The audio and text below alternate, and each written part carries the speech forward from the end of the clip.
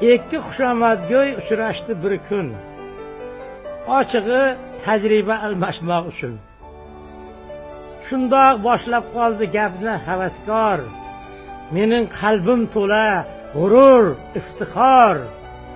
Oxiri meniki bo'ldi xo'jayin. İşlerim yürüşüp ketmog'i tayin. U kun o'zlarini yaladim ancha, tovonidan tortib tizzasigacha. Gal keldi ikkinchi xushomadgo'yga. Gapin boshladi u solgancha o'yga. Hozirgi kasbdoshlar o'zgargan butkul, kamtarlikni bilmas, maqtanar nuqul. Mana biz dongdormiz, taniydi har kim, lekin o'tiribmiz girdaymasdan jim.